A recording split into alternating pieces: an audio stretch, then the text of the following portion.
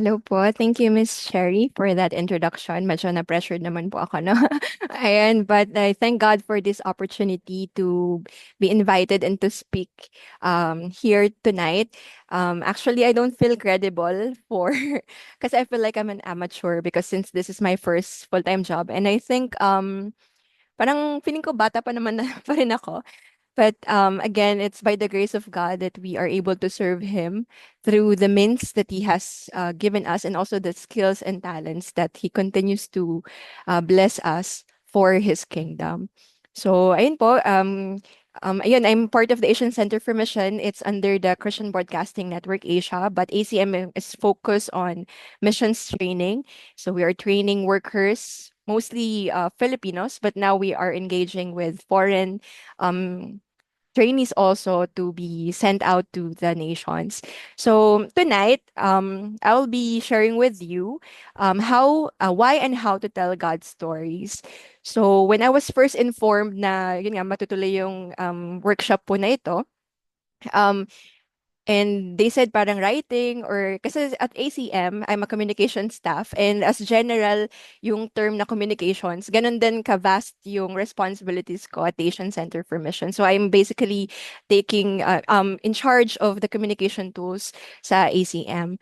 So stories, videos, in different forms of content po, no, ginagawa natin yun sa ACM. So when I was invited to facilitate a workshop, I didn't know what exactly or what specific field or ano bang specific content yung i-share ko sa inyo because yun nga, medyo malawak kasi. And when we talk about telling God stories also, I know na marami din tayong ways and platforms where we can tell God stories. So different, iba-iba naman po talaga yung ways natin on how we can tell or communicate the Word of God and God's stories. Okay.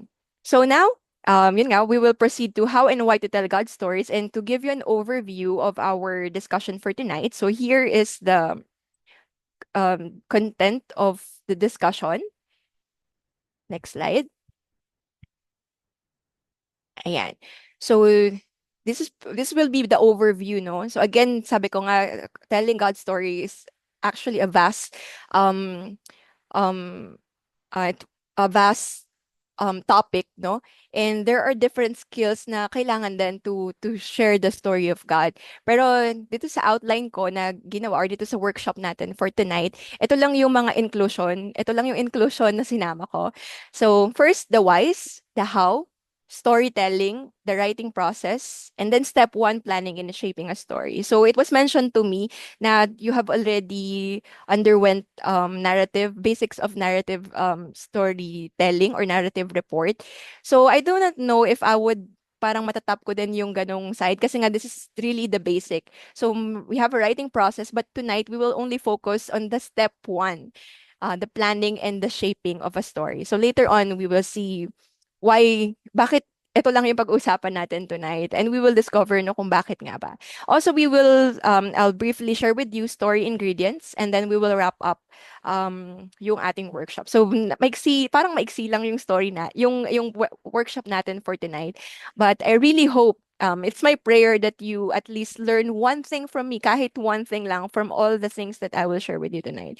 Because I believe na if you learn one significant thing and you're able to put it into practice, it would make a difference already dun sa ginagawa po ninyo. And I really hope na God will use me to impart or to share something with you when it comes to telling His story. Okay, so let's start. And next slide. So why must we tell about God? So why do I start with the why? No? So bilang mga Kristiyano, lalo na mga tayo po nasa mga ministry, kayo po na nasa every community for Christ, I'm sure we are very workaholic or meron bang term na sa ministry, no? Na talagang subsob sa paglilingkod sa Panginoon. And there's nothing wrong with that. However, sometimes we focus on the house or kung ano yung gagawin natin or yung actions na gagawin natin. But bilang mga Kristiyano din, I also want us to focus or to be grounded kung bakit ba natin ginagawa yung mga ginagawa natin. Why am I at the ACM, serving through this position. Kayo po, why are you at ECC and you're doing your specific designations, no? So now, why must we tell about God? So, the call to saturate the world with stories of God comes from a desire to bring balance to the vast information, which is often worldly and secular in nature. Sa panahon po natin ngayon, hindi na yung mga stories natin kasi before parang 'di ba word of mouth or maaaring nagbabasa ng dyaryo, napapanood sa television. Pero now we have much access to information worldwide because of the internet. So we have really entered the digital age and ito na talaga yung reality natin ngayon. That's why most of the media also are transitioning from print, lahat na naka-digital po, no? So before we continue to the slides, ayan, if you can also open your camera if so I can see you din, no? Pero sige po, before we continue dun sa slides, I would just like to ask you, sa Facebook feed po ninyo, what are the common things that you usually see? Mga nakikita nyo pag nag-scroll kayo ng feed. Can you share po? Ah,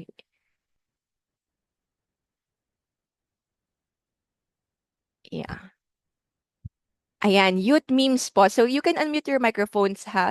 So youth memes, sabi ni Sebi. Ano pa po? Meron pa?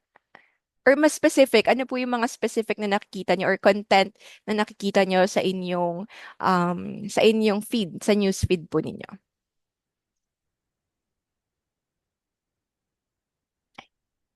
Ayan, I think I'll wait for two more answers. Pictures, news, inspirational. Ano pa po?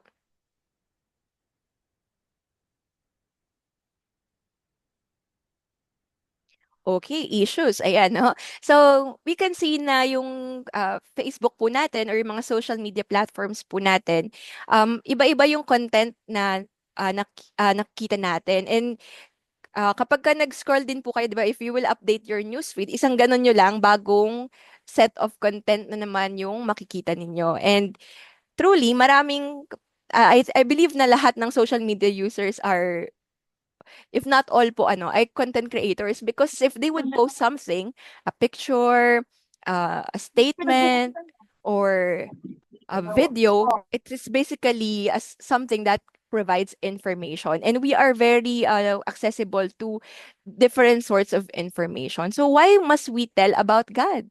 No? So kung nang sa feed po ninyo, sa news feed po ninyo, sa inyong Facebook, wala po kayong makitang masyadong tungkol sa Diyos, no? Or about the realities and the truths of God or the gospel, basically. So, there must be something wrong. Ano ba yung fino-focus ng world ngayon? So, many people are we are many people in the world, no? They are yung focus po nila ay nasa maraming iba-ibang bagay. And even tayo mga Kristiyano, we are prone to look at the world in a worldly perspective also. But we know that as Christians, we have a higher calling and we have to have a heavenly perspective when we see the world. So ayan, sabi ni Miss Cherry, algorithm kasi iba-iba po yung algorithm na um ng natin, no, kung ano po yung madalas nating tinitingnan, yun din yung lalabas dun sa ating mga social media. So, pero sa mga ibang, lalo na sa mga hindi Kristiyano, kung hindi sila exposed sa Word of God, so it's the bad news for them. So that's why we must tell about God. So why do we must tell about God? Next slide, please. Ayan. Ayan po, before pala yun.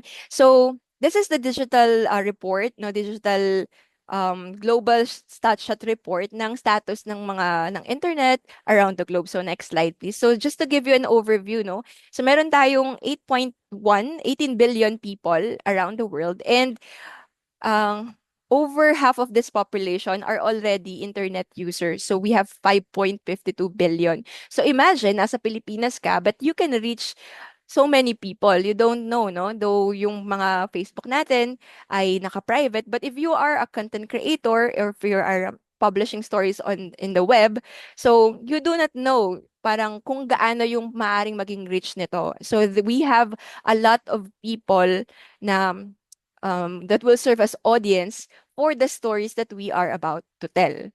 So, next slide.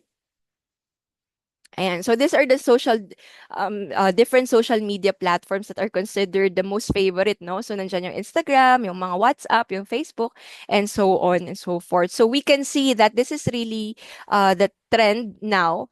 Kahit nga magkakasama kayong pamilya o magkakaibigan, minsan we are not focused dun sa physical setup, but we are more engaged in the digital world. So this is eye-opening for us na we have a platform na nangangailangan sa atin. We have people who need to hear the word of God. Okay, so next slide. So ito yung I'll simplify the whys or our reason why we must tell uh, God's story. So first, we have the call. We are all as believers, as Christians. I believe that we are all mandated to go and make disciples, no? Maybe not really as a missionary, but as individuals, we are really called to make disciples. And we have the call. So how we go on and do this and obey this call? So we teach, 'di ba? So we have the call to really proclaim the word of God. So in our context tonight, we will do that in through storytelling. Second reason why we must tell the story, God's story, because we have the tools. Meron naman po tayong mga um, kagamitan, no? Na available to us so we can share the word of God. And lastly, we have platforms. Meron po tayong mga avenues or mga places na kung saan we can share God's story. So basically, everything is available to us. So we have the responsibility, and comes with that responsibility is the provision to also fulfill that responsibility. So that is our why. No? Next slide. So, yun nga, nabanggit ko po kanina that our world is saturated with different information. And in spiritual point of view, there are also a lot of religious beliefs na lumalaganap across the world. And this is very dangerous because we know that the only way to God and to heaven is Jesus. And if these people would not know about God, then probably, then of course, they will be separated from God, not just in this world, but in the world to come or for eternity. So, our call is to saturate the world and the digital world with the word of God and the stories of God. Imagine there are so many content creators. Napakarami nating hindi naman kalaban, pero yeah, kalaban sa focus ng mga tao. So, ano ba yung gusto nating ma-feed yung mga tao na meron tayo in our surroundings and in our network through our social media platforms. So ano po ba yung goal natin? And that I hope that is to saturate every corner, every place, and the people around us with the word of God and the stories of God. Sige po, next slide. So now, how do we tell about God? Ayan. So how do we tell about God? Kung kanina nalaman na natin yung reasons or yung purpose, we have the responsibility, and yes, we have the tools and we have the platform. So paano naman natin gagawin yon? Parang madali lang siyang sabihin, no? Pero paano ba natin gagawin yon? So sige po, next slide. So these are the hows, yung mga tools natin kanina. So sabi nga kanina ni Miss Sherry, uh, parang we will tell about God's stories through words, photos, and videos. But again, I don't think yung time natin will be enough to cover all these things. So ang ifo-focus lang natin ngayon is words, no? So meron tayong mga tools, pwedeng sa photos, we can capture um, um, what God is doing through photos and also of course through the videos that we produce. And I believe ECC is creating no mga ganitong content to promote your ministry and also to see kung ano ba yung ginagawa ng Diyos in the Philippines and probably with your partners po, no? So again, tonight, we will focus on the house, kung paano din natin gagawin ito, but sa words lang po tayo for tonight. Okay. Ayan. So our platform is social media. So again, ito po yung medyo focus natin ngayon kasi again, I know yung mga videos na ginagawa natin, pinapresent natin yon face to face, maybe, but mostly of our content are now being produced uh, in the digital, no? So nasa digital media na po tayo. We produce videos, stories, write-ups, articles. If you are a blogger, maaring sumusulat ka na rin. So we really have the platform, and our platform is the digital world or the digital media. So, as I've said, we will only focus dito sa words. So, sa storytelling. So, when we say storytelling, it is the activity of telling or writing stories. In our history, most of our history, especially in the Philippines, ay wala namang nun mga nakasulat po, no? Pero it was passed down to us dun sa mga sumunod na generation through oral storytelling.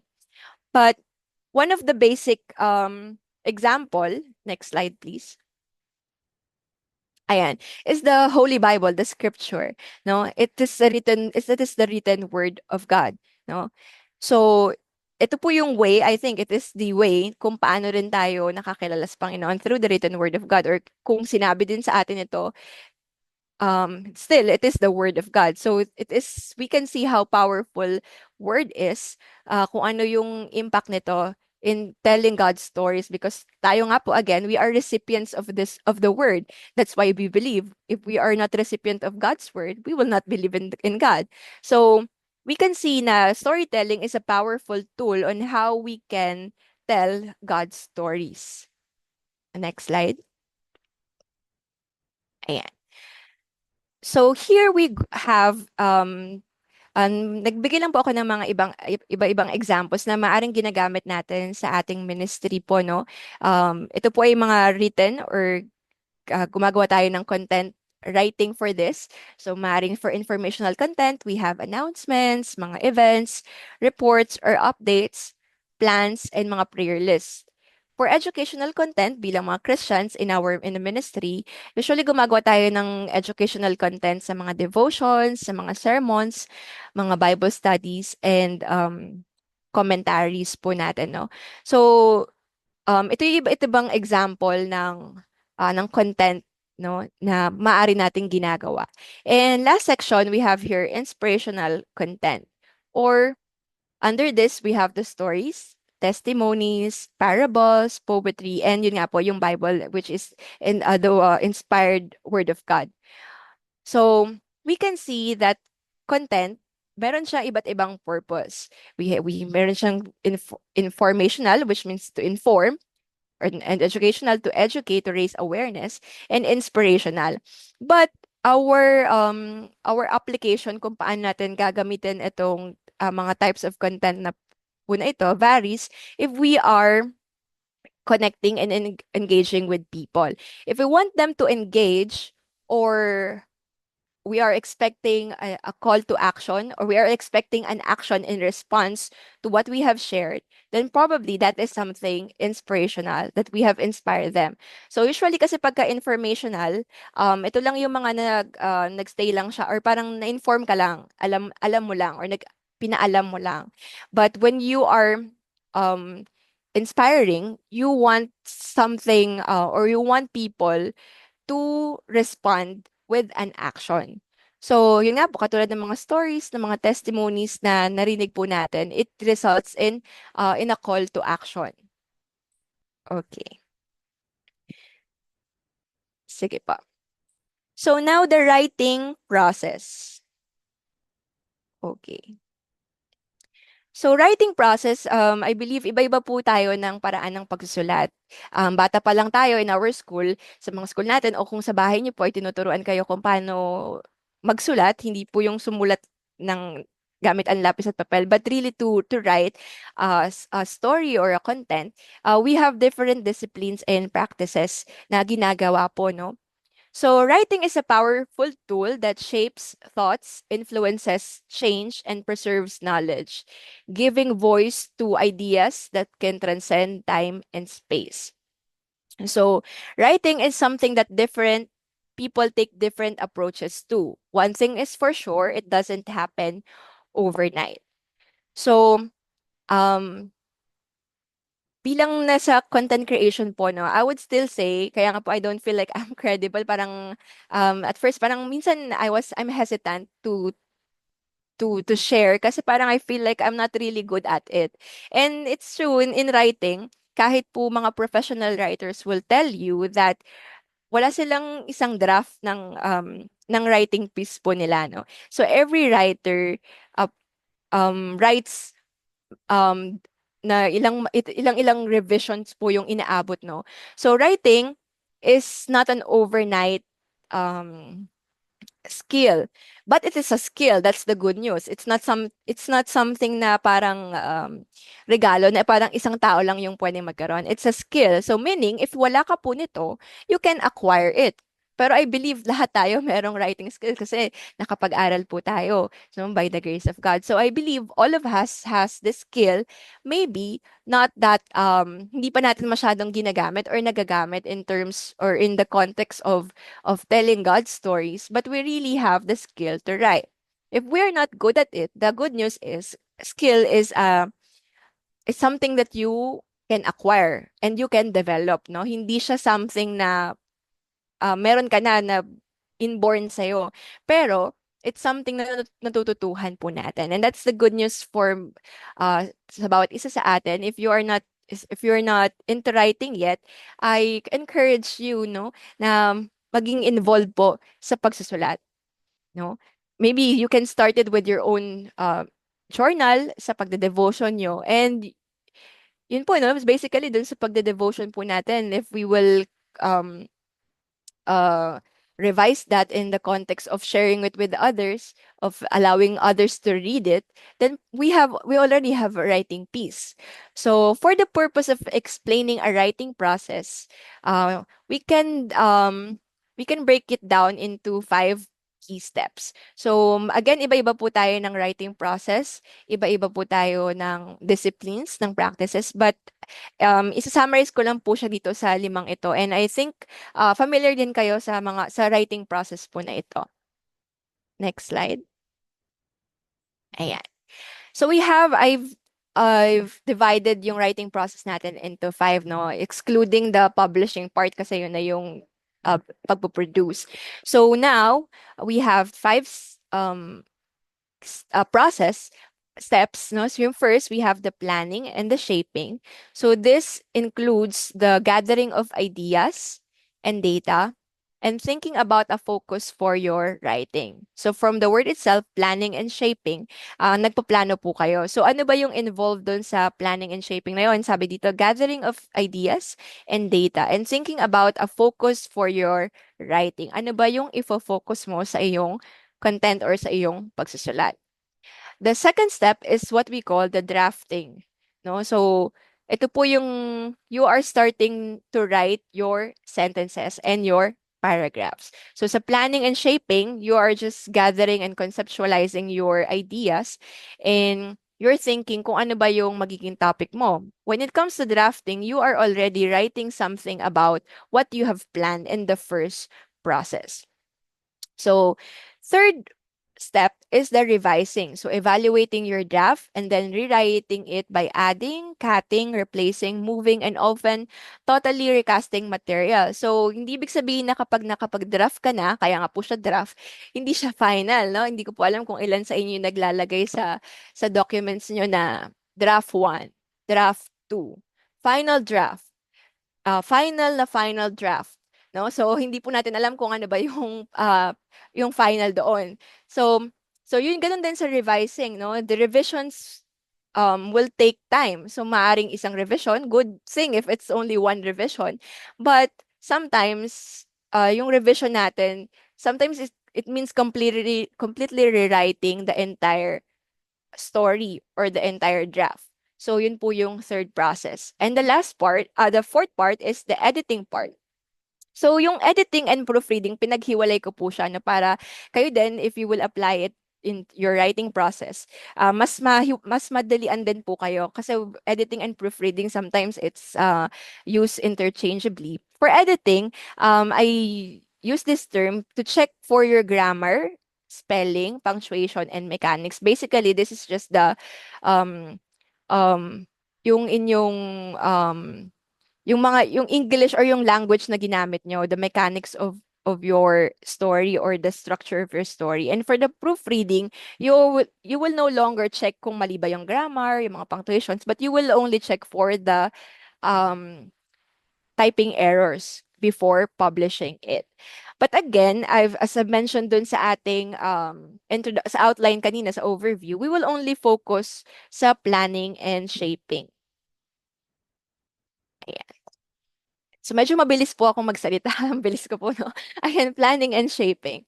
So, I believe po, ako po medyo matagal ako bilang nasa ACM gumagawa ng yung videos. Usually, before ka kasi makagawa ng video, kung halimbawa pre-prod, gumagawa muna ng script. So, bago ka mag-shoot, kailangan mo muna ng script. And for me, um, yung pinakamatagal na process sa akin ay yung unang stage po, no, yung pagsusulat talaga, yung planning, dun sa sorry, yung pagsusulat po, no.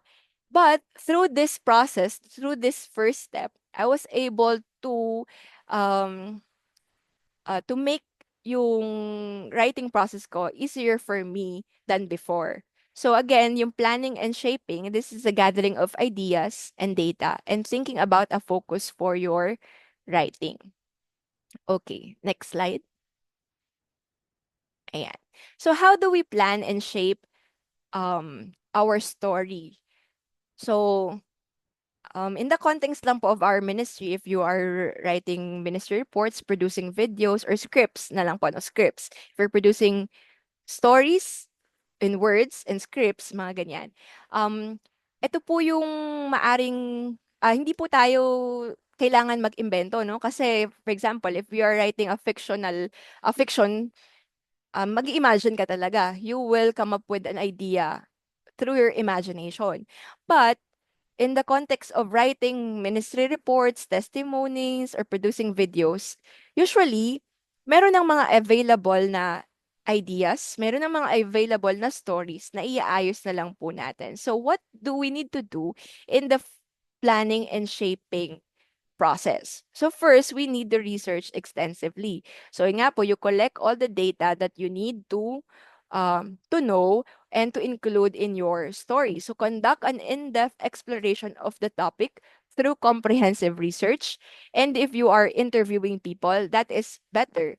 That is much better than no, kasi you are adding credibility to what you are about to produce, to the story that you're about to produce. And direct observation in real world settings. So, ako po as a content writer, you know, hindi ako nag-i-imagine ng yun yung difference ko sa ibang writers. Again, may iba-iba naman po yung writers. That's the difference na what I do with ACM, with my ministry, na hindi po ako nag-i-imagine because the stories are already available. However, I need to write it in a way that other people will be able to understand and to relate to the story na pinapresent namin. So, a part of that, I was sent to the field, no? Minsan, hindi ka lang naman pinapasahan. Minsan po, pinapasahan tayo ng ministry report, ng mga missionaries, ganyan. Or minsan naman, nababasa natin yung ganitong story. Pero minsan, pinapadala rin tayo dun sa field, no? If you will cover isang event, then you are in the field. So, you can write through observation in dun sa setup, dun sa real world setup na kung nasaan ka. So again, you gather ideas through interviews, through research, and through your observation dun sa field kung nasaan ka at dun sa event kung saan yung kino-cover mo. So, next part is organize your thoughts. So this is still part of dun sa planning and shaping your story, no? Organize your thoughts. Create an outline before you start writing. This helps in structuring the story and organizing the gathered information effectively. So again, writing a story or writing a report is really huge task. I believe pag pinapagawa ko ng report, parang mabigat agad yung dating sa akin or parang paano ko ba 'to gagawin? Nandun agad ako sa paano. Pero, through our planning and our shaping, um, process, mas napapadali ito sa atin. So later dun sa I think sa next slide malalaman natin kung bakit, no. And lastly po, develop a thesis statement. So medyo formal lang to pero hindi naman to kailangan include pero if you can practice na magawa din ito. So craft a clear and focused thesis statement that communicates the main plot or purpose of the story. This will serve as a roadmap guiding the direction and structure of the entire story. So basically, yung thesis statement na sinasabi ko po dito is your goal dun sa story na ipoproduce nyo. So again, story in through words or yung scripts na ginagawa nyo. Magsulat po kayo ng isang goal nyo. Ano ba yung purpose ng isusulat po ninyo? In that way, hindi po kayo maliligaw. I believe hindi po kayo maliligaw sa gagawin nyo pong pagsusulat. Okay, so next slide. So, ayan. So, para po hindi tayo ma-overwhelm sa pagsusulat or pag narinig nyo yung maggagawa kayo ng ministry report, ng testimonies, ng write-ups, wag po kayong titingin sa blankong papel, no? Tapos may hawak kayong ballpen. So, kapag ganun po, tapos nakatingala ka lang, nag-iisip, or you're thinking, I do not know mo, for me po kasi, again, hindi ko masabi na I can write a story right away. Hindi ko po kaya yon agad-agad, no?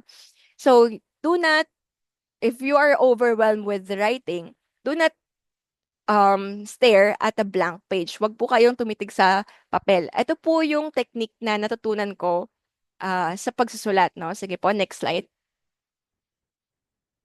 Ayan. So I think na hindi ko po sure kung na-discuss po ito sa inyo. So before, kapag until now, lagi ko po itong ginagawa. Pero medyo informal na siya unlike before. Kapag po ako ay gagawa ng videos, ng write-up, lagi po akong gumagawa ng inverted pyramid. As in, nag-drawing po ako lagi ng ganyan. Ganito po ako mag-draft. Ganito po yung first draft ko. So, ngayon, minsan hindi ko na siya kailangang isulat kasi nga medyo na-master ko na siya. Pero kung you want to develop and to master writing stories, writing scripts, this is one way. So I will show you two patterns on how you can improve your writing process. So first is this in what we call inverted pyramid. For sure you have encountered this. So this inverted pyramid is divided into three parts. We have the introduction, the body, and the end. Next slide. Next slide. Ayan. So, dun sa introduction, magiging more specific po tayo kung ano ba yung sinasabi ko dito. Sa introduction part, this is the most important part of the story. Dito mo ilalagay yung pinakamahalagang information na meron ka tungkol dun sa story na isusulat mo or ipoproduce mo. Yun yung tinatawagin hook or yung highlight. So, basically, yung pinakamahalaga, yung pinaka-catchy, yung pinaka-importante, yun yung ilalagay mo sa first part ng iyong isusulat. And sa body, this will be the supporting details. These are less important information that would support your introduction or yung yung unang paragraph mo, yung bagay na kinukwento mo. And yung last part is yung end part, which is the additional details na sometimes pwede mo siyang ilagay, pwede mo rin siyang hindi na ilagay kasi nga hindi naman siya ganun ka-importante. So, if you will do this for your write-ups, if you will use this pattern for your write-ups, for writing your scripts, um, I believe mapipili niyo po kung ano ba yung pinaka-importante sa hindi masyadong importante. And for this structure, pwede nyo po ito gamitin sa story. For example, nagsulat kayo ng blog. Pero for example, gagawa lang kayo ng post for your Facebook posting. Sometimes, yung nasa introduction part, yun lang po yung include nyo kasi hindi naman kayo pwedeng, I think um, hindi naman siya, tawag dito, parang hindi naman siya appealing sa mga nasa Facebook kapag masyadong mahaba yung caption mo unless reader talaga yung audience mo, no? Pero if you will post on social media or on Instagram, you don't, the shorter, the better. So sometimes if you have mastered this kind of writing process, when you know that your first paragraph or yung first part ng yung story is the most important part, sometimes you can use that and multiply that dun sa mga platforms na meron po kayo. So, yan. Introduction, body, and end. Next slide. Ayan. So again, katulad po ng sinabi ko, meron akong two patterns na i-share po sa inyo for your writing process. So the first one is the inverted pyramid, introduction, body, and this one naman po is the storyboard. Um, medyo visually po kasi ako na tao. So hindi ako makakapag-imagine kapag hindi ko siya sinusulat, hindi ko siya dinadraft po, no? So, for your, ano din po, is-share ko lang, again, we have different writing processes and disciplines. But, ito po yung nag-apply sa akin. So, hindi ko po pwedeng sabihin na this would apply to you also. But you may also consider if you are having a difficult time with writing. So, for the storyboard, you can see, wala naman tong arrows, wala naman siyang blanco lang din siya.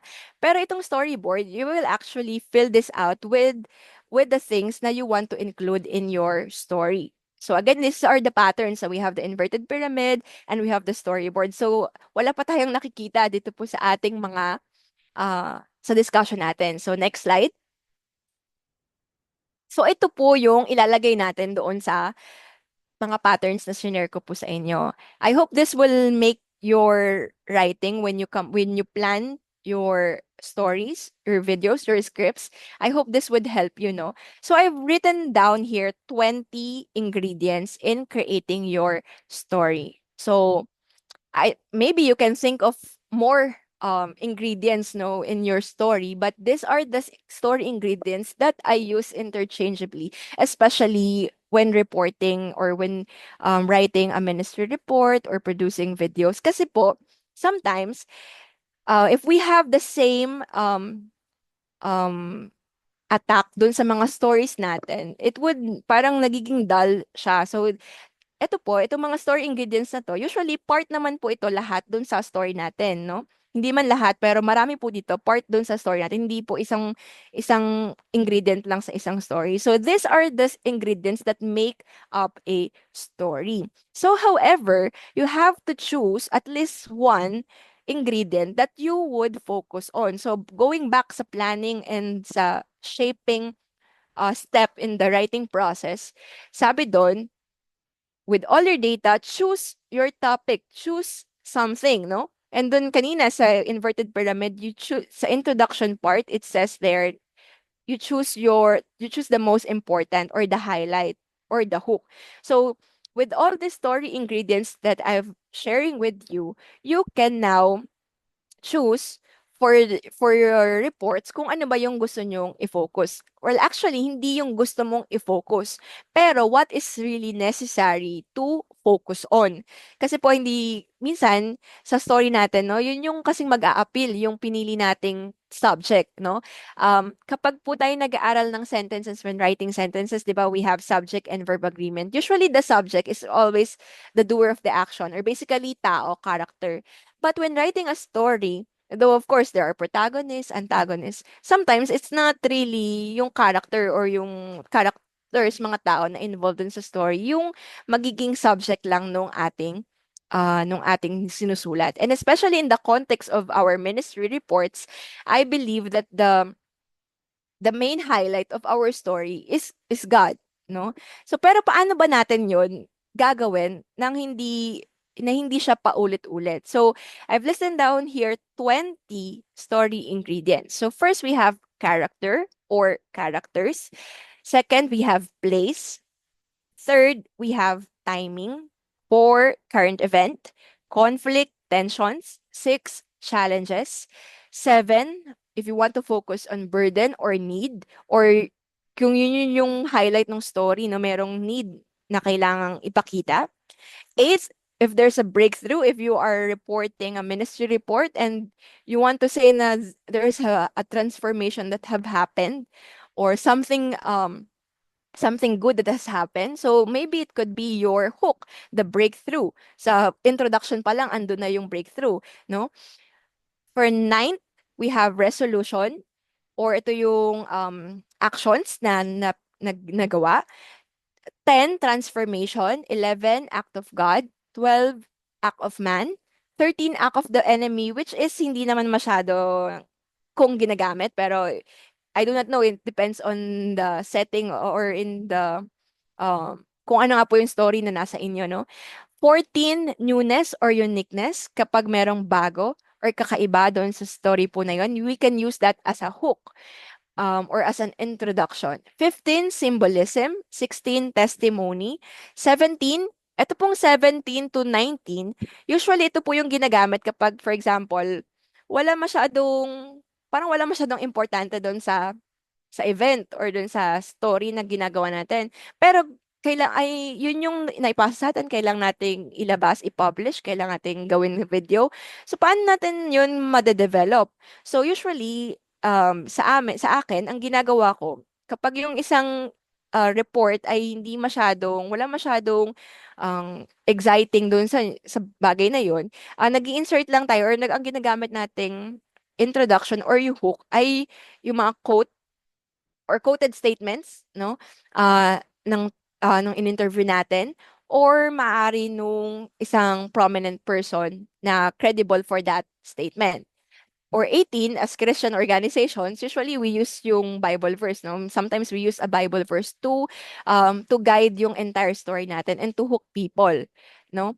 19 is the theme and 20, of course, ito yung um I think ito yung underground nung ating pagsulat is our ministry or our role in the story.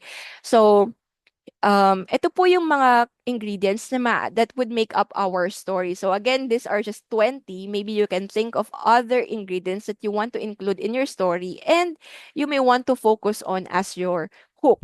So, yan. Sige po, punta tayo dun sa next slide. Ayan. So ngayon po, ilalagay na natin siya um, doon sa inverted pyramid. So, yun lang po pala, hindi ako yung nag-share ng screen. So, sige, pero actually namumove yan. So, for example po, if you are writing a story, a story, so you just describe or you just identify kung ano ba yung mga ingredients na meron kayo doon yun sa inyong data. Later po I'll show you an example of our ministry update and hopefully through that we can parang we can see kung ano yung sinasabi ko kasi parang ang labo naman magsalita nitong speaker na to. Puro ideas lang yung sinasabi pero wala pa naman yung mismong output, no? So pero again yung writing po ganun siya nag-start, it really starts with your planning and your shaping. So again, this would be the hook. And if you have mastered this, you can actually dissect it na doon sa inverted pyramid natin. Same as with the storyboard. So if you will, next slide po. Ayan. Sige po, next slide. Ayan. So, kapag po meron na kayo nitong patterns na to the inverted pyramid and the storyboard, and you have placed it, for example, dun sa storyboard, ang ilalagay nyo po is, ang gusto nyo pong start ng inyong story or ng inyong script ay testimony ng isang recipient of your training. For example, a testimony of the recipient of your training and her or his or her statement is very powerful. So now, since you've been ECC has been conducting workshops, 'di ba po, coaching workshops, um paano ba paulit-ulit na yung coaching workshops? Ganun din sa ACM. We are conducting missionary training. Puro na lang training. Yun na naman yung topic nito. So, you will choose kung ano bang pwede nyong maging hook or introduction. So, for example, nga, a testimony of a recipient of or a participant of your workshop that has shared an important or um, a powerful statement dun sa impact nung inyong training or ng inyong workshop sa kanya. So from there, you can write the story as so imbis na sabihin nyo na the ECC conducted the coaching workshop last August 2024, no, na which is also a good thing to report. Pero if you want to hook your people, sometimes the supporting details will be on the middle part or the last part. So later, I'll show you an example para to see and to dissect po natin yung story or pagsulat po ng story. Sige po, next slide. Ayan. So ito na nga po yun. So sige, I think I'll need to share my screen po, no? Nandyan pa po ba kayo? Naiintindihan niyo po ba ako? May natututunan po ba kayo? Okay. Sige Yes. po. Ito ako sa Rex. Okay naman po. Kita po. Okay, okay. All right. So, ang challenge sa ACM, kasi po we are a missions organization, most of our stories are actually not for public audience because the restriction for the missionaries, ito po yung mga dagdag sa challenges po namin kasi we are covering stories from the field and most of these countries are not really um, open to Christianity. So if we post this on social media or in our websites, we will threaten the safety of our workers in that on the field and maybe the local people that they're reaching out to. So that's one of the challenges po sa pagsusulat, sa pag-produce din po namin ng mga content no, for ACM because usually Thailand lang po yung na-feature namin in public. No? Pero but the rest, for example, we're covering stories from India, from Africa, and those are dangerous place for Christians to live and to do ministry. So basically, medyo yun po yung challenge. So now I'll be sharing with you a ministry report. It's actually a one event ministry, ano lang po no story. But napakadami kasing nangyari doon. So now, the strategy that we did for this story, so the story is second generation missionaries with ACM in Africa. So this was just this year when a team was formed to go to Africa to conduct our missions training. So imagine, praise God, we are training African locals, no, to disciple their own people. So, nung binigay po sa amin yung reports, so napakadami po nilang reports, no? So that our tendency is kayo din po if you have one event, meron po kayong isang event, your tendency is just to create a story, a one story from that, no? Kaya lang po, kung masyadong marami yung, for example, masyadong maraming ganap po doon sa inyong event, so that hindi rin po siya visually, especially for writing, hindi po siya maganda kung mahaba. Actually, ito, masyado po itong mahaba. Pero I'll share this with you kasi iba-iba siya ng, ginawa po namin siyang, dinivide namin tong story na to. And then we can probably look into these articles or, yeah, into these articles to see kung ano yung mga ginamit nating key ingredients to start or to guide our entire story. So this is a story, again, from Africa. So, yung first namin, kasi nga it's a long story, it's a two-page story, ayan, two-page report. But to encourage readers to keep reading, instead of writing a singular article about this, we strategized to write it in two several parts. So now we have, ito yung introduction, katulad po ng sabi ko kanina, no?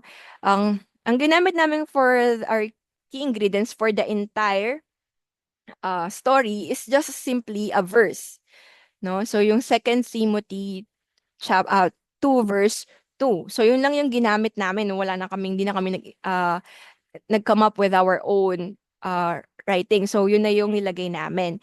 So, now, for the title for this first part is The Things You Have Heard From Me. So, sige po, if you have learned something, I hope na meron po kayong tutunan, no? Can you tell me from this first paragraph, what is the story or the key ingredient na ginamit to write this paragraph? So, allow me to read this first now. Setting up missionaries for success by providing a stellar cross-cultural missionary training program is the heartbeat of ACM.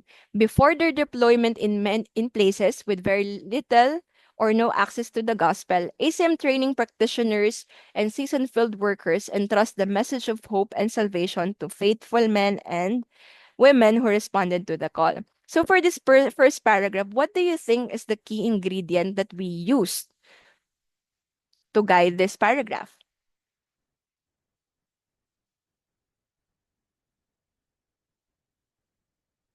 Okay. Sige po. You can unmute your microphone or you can raise your hand so I can call you if magkakasabay po kayo. Sige, what do you think is the key ingredient that was used for this statement? Yung ano nila, pag-respond sa coding. Mm-hmm. Pag-respond sa calling? Yes po. Ano pa po? So actually, this is the key, ano, ito po pala yung first.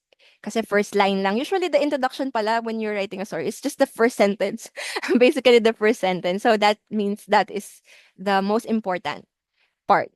So for this first statement, setting up missionaries for success by providing our stellar cross-cultural missionary training program is the heartbeat of ACM. So what do you think is the key, the story ingredient that we use?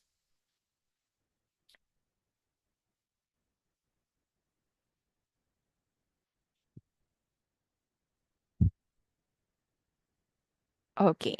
So sige po, sirit na. Okay, so for this one, kasi nga we are training, no? So we just simply highlight yung role ng ACM in training missionaries or in training or conducting cross-cultural missionary training program. Okay. So for this one, next part, in the presence of many witnesses.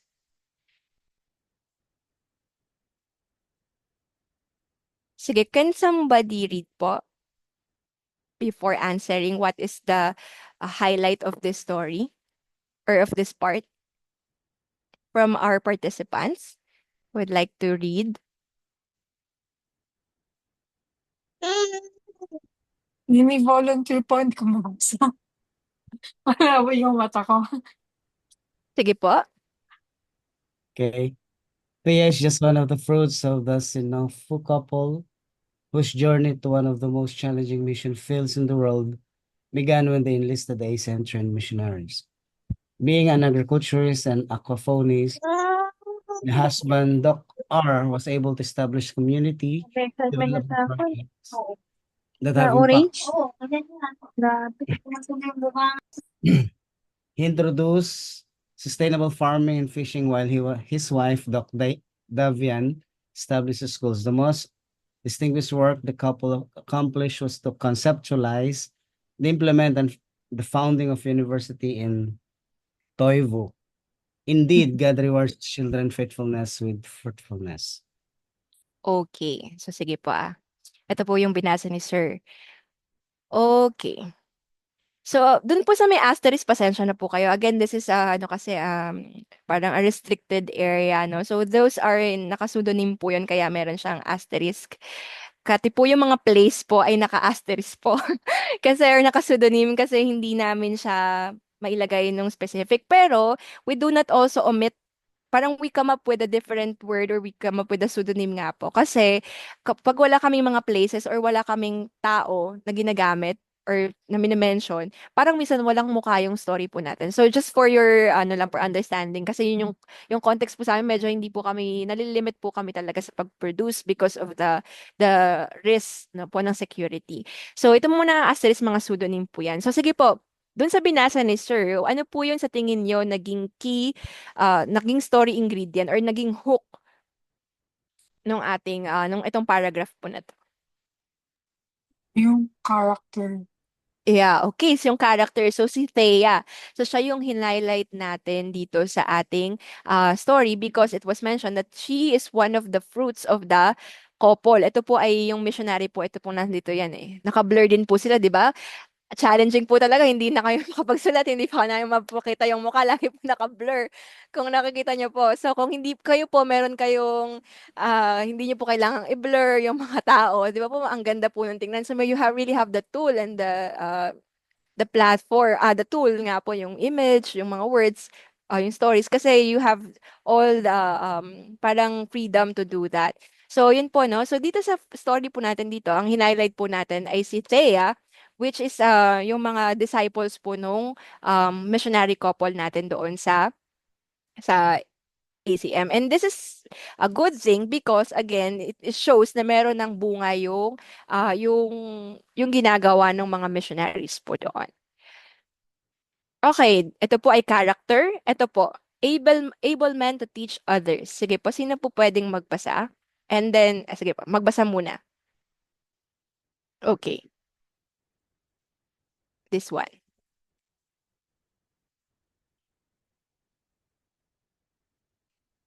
Anyone? Hindi may volunteer po to read. Kayo po. Sige po.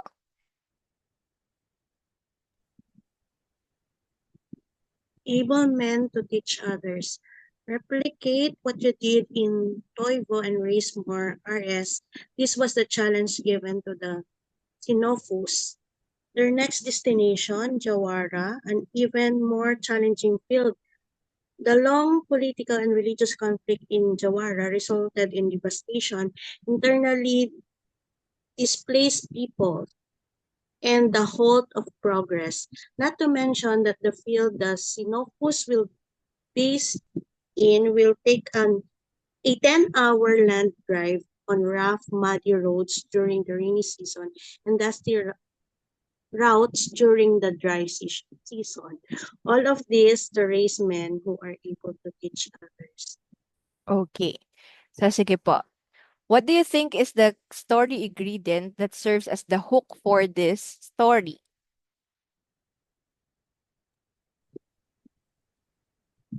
Challenges. Okay, so challenges. So actually itong first, meron lang itong statement, pero ang point niya is ito, no, was the challenge given to the couple. So highlight din dito po, kung babasahin po natin to, that it was mentioned na yung place po na kung nasaan itong mga tao na ito ay very dangerous. Merong political and religious conflict. Kasi in Sudan, meron pong war doon, 'di ba? May ongoing war po sila in their country. So we have dito sa part na to ng story, we have mentioned or we have highlighted na uh, this couple are ministering to people in this uh, with this type of challenge. No, they're simply not evangelizing or making disciples, but there is a life-threatening situation for them. So yun nga po, so challenges yung naging story ingredient natin for this one. Or pwede rin ng conflict. Ayan po. Okay, next part. Actually po, again, this is just one story, no? Pero we have divided into several parts. Pero again, we can actually come up with the one story out of this. Okay, so next po, before we proceed dun sa next slide, ayan, ito na lang dalawa. Okay. Ay, sige, tapusin na po pala natin. Ayan, sige po. Another volunteer, please.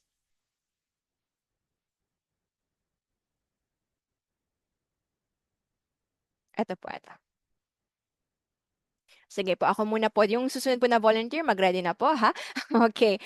Jawara Specialized Missionary Training Program for Sudan Specialized MTP.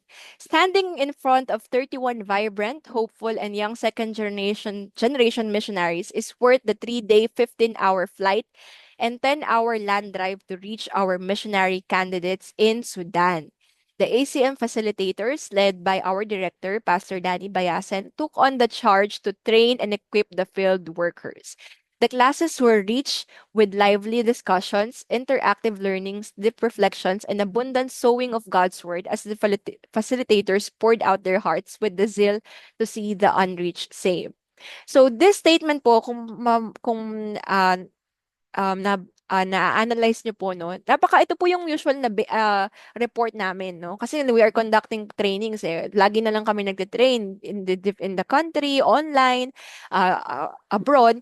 So ito yung usual na maririnig. Ito yung usual na report. And imagine if we will keep on reporting this through our emails regularly, baka hindi na po basahin ng aming mga readers yung updates po na pinapadala namin sa kanila. Pero what do you think made this a little more appealing to to the reader, no? Ayan. So ano po kaya yung maaaring mag-hook or ginamit naming hook dito para medyo para magkaroon ng dating itong story po na to na okay, nag-train ulit sila sa Sudan, nag-train ulit sila sa India, nag-train ulit sila. So ano po sa tingin niyo yung ginamit nating hook with this story, with this paragraph? I think, transformation. Okay, transformation. In what way po, ma'am? Kasi, dinescribe dito kung paano nangyari yung learnings Mhm. and yung success itself. Okay. Sige po, transformation. How about the others? What do you think is the key the story ingredient that was used to hook the people in this paragraph? Maybe yung one po, yung experience ng mga nag-training. Kasi, or even yung experience ng mga trainees? Nung nag-training po, nag-facilitate po ng training? Yeah, the facilitators at saka yung mga trainee. Okay, so yun po, no? So dito po, nakita natin, pinakita kung parang highlight, no? Na pwede naman naming sabihin diretso, the ACM facilitators led by our director, nag-train, we have these classes na ito yung mga kinundak namin, pero dinescribe pa po natin kung ano ba yung naging biyahe nila before they train. So we highlighted the experiences of the facilitators, the ASM facilitators. So it is true na nag-facilitate sila ng training. And again, this is what ASM is doing. Baka sabihin ng aming donor, yun naman yung trabaho ninyo, ang mag-train ng missionaries. But we want to emphasize here na yung mga trainings natin, it's different, no, across yung mga trainings. So kung meron tayong online, which is very comfortable and convenient, at less pa yung expenses, meron din naman tayo mga trainings that we conduct parang dun sa ends of the earth na talaga, no? Kasi nga, imagine, yung pinakamalapit na airport sa kanila is a 10-hour drive dun sa community. So from the Philippines, it is a 15-hour flight. I'm not sure if it's direct flight po, ano, hindi ako sure, parang meron pa silang layover. Pero imagine yung naging hurdle or yung naging pinagdaanan ng mga ACM facilitators. So with that po, ano po yung yung story ingredient natin? Maybe the challenges? Ano pa po? Testimony. Okay, testimony nung mismong facilitator, no? Yeah, pag po testimony, hindi lang po yung testimony ng recipients natin. Minsan tayo ring mga gumagawa, the facilitators itself. So, ayun po. So, yun. So, makita natin, no, it's just parang basic statement when we are writing stories, but how do we say it in a different way that has an impact? So, next po, towards no more unreached. This is the battle cry of ACM. Sige po, um, any volunteer would like to read it? Whatever it is, it's okay. He loves me. God's plan for us. What did you do to my daughter? Sagama. Towards no more unreached. UUPG is a term the missionary community coined meaning unengaged and unreached people groups. They are nations without a viable Christian witness or church. The 31 African completers of ACM's missionary training program will be deployed to such communities. Their platform is to establish primary schools and churches. Our vision is to usher both spiritual and physical revival to UUPG communities. These nations will become witnesses that when Jesus becomes Lord and Savior in a nation, the spiritual and physical atmosphere will be transformed and blessed. Okay. Thank you po, Miss Chess. So what do you think is the key story? So para ano na po natin, no? Ito na lang first sentence. Ano po kaya ang ingredient ito? UUPG, parang nagbigay lang tayo ng terminology here. But why do we say or why do we mention this terminology? What do you think is this ingredient? Ano pong ingredient ito?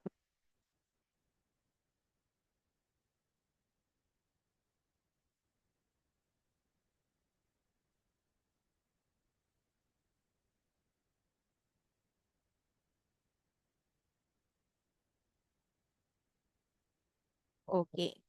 So, ito po, actually, maaari itong, kasi people groups, maaari po itong character, pero ito po ay setting, kasi unreached, unengaged, and unreached. So, we are talking about the setting here, no? Kaya nga po, very parang we want to emphasize this is a significant training because they are going to their community. So sabi dito, they will be deployed to such communities. So binalikan lang natin. And ano nung type ng community yung lugar po na yon? That is unengaged and unreached. So ibig sabihin po, mahirap silang abutin or hindi pa sila naaabot ng gospel.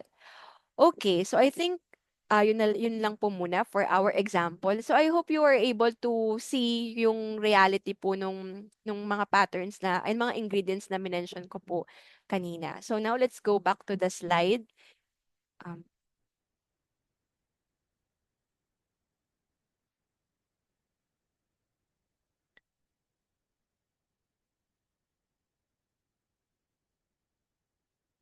Ayan, sige po.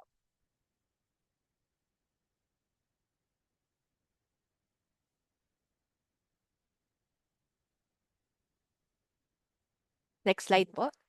And I'm not sure po kung na-overwhelm kayo dun sa ating ano, no, na ating pinag-uusapan. So, again, we tell real stories about real people who have experienced real transformation and the real God. So this is actually the difference that we make in creating and in creating and writing our stories. I believe this is the same thing for your ministry din po, because we are not writing reports na hindi naman na kumbaga imagination lang or mga fiction lang, but we are talking about real life events, and we are talking about real life stories. And actually, these stories we share are, we hope that this would really show the God that we serve and that the God we worship.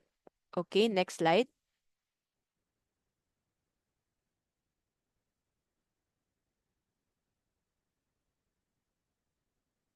Okay. So for our conclusion, I hope na meron po kayong, let's process lang po ulit na before we conclude yung ating topic for today. Again, ang pinocus ko lang po is yung first writing process, which is the planning and the shaping. I have provided examples para po makita nyo kung paano siya sa part na nagawa na. Pero I want you to really practice. Hopefully, if you are not yet doing it, if you could practice, right? Doing yung patterns, the inverted pyramid or the storyboard with the story ingredients. So now, I hope kung ma-overwhelm man kayo when you are assigned or when you are challenged to write a story, it will serve as your guide to outline your story. So you can use inverted pyramid and the storyboard with the story outlines po na nakalagay doon. And para hindi kayo mahirapan, pwede niyo siyang ilagay-lagay po, no, doon. Wala lang akong visual example dito na kung paano minamap yon. So, pero I mean, pwede po pala ako mag-share na lang. Sorry. Yan. Para ito magawa ko siya. Um,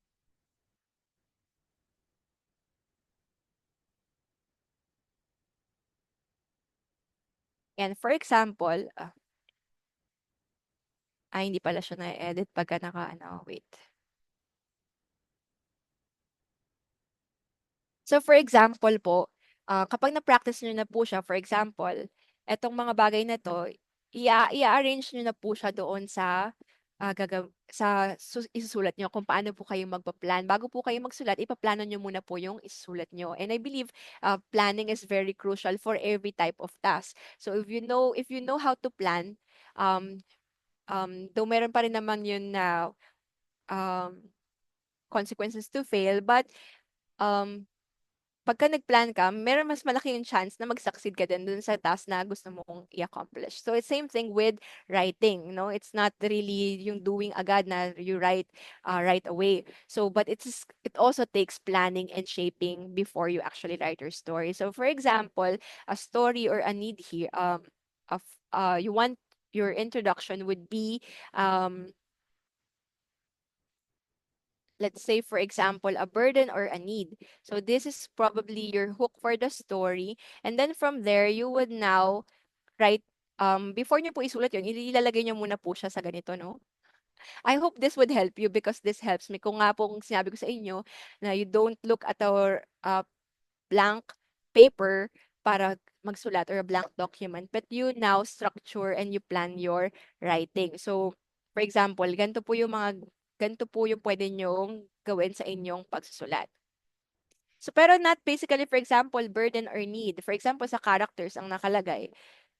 Dun sa story mo, ang nakalagay si Jovica, and si Cherry, si Miss Cherry. Ayan.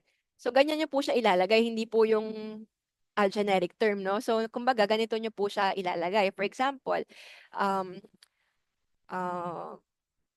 Bulacan. So, dun sa part ng story po na yun, dun nyo po ilalagay yung mga key ingredients po na yun. So kumbaga, bago nyo po iluto yung iluluto ninyo, ihahanda nyo muna po yung mga sangkap po ninyo. So ganun din po sa pagsusulat. So for example, dito nyo i-insert yung uh, testimony.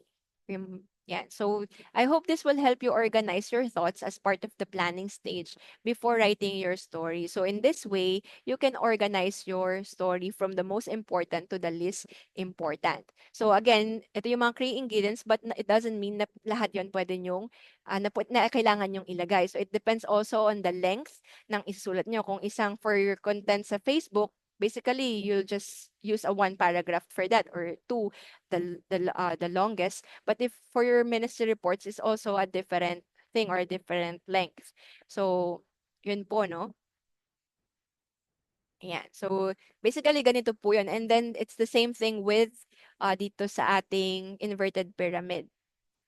So I hope nakikita niyo po siya. Ayan, sorry.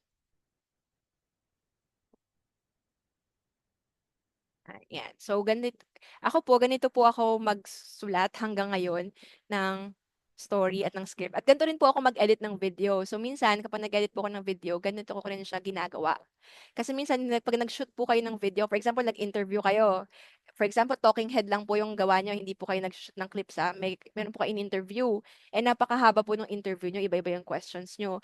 So pagka in-edit nyo po siya, hindi nyo po kasi siya ilalagay usually as is, di ba? So actually, that's a different topic kasi iba po yung way din ng pagsulat ng script. Iba rin naman po yung pagpili nung ilalagay niyo sa video dun sa mga interviews. So for example, 10 minutes po yung interview. Kung ang gagawin niyo lang pong video dapat ay 3 minutes. So paano niyo po yun ikakat?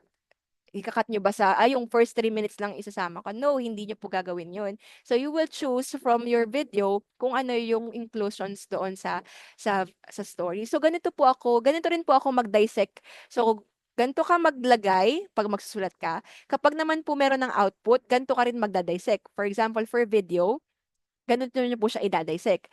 So kung ano po yung ano yung gustong simulan. So usually ginagamit po yun dito sa storyboard, no? So, but again, that's a different topic, but this is what I want to share with you. Okay, so going back, to conclude, ayan.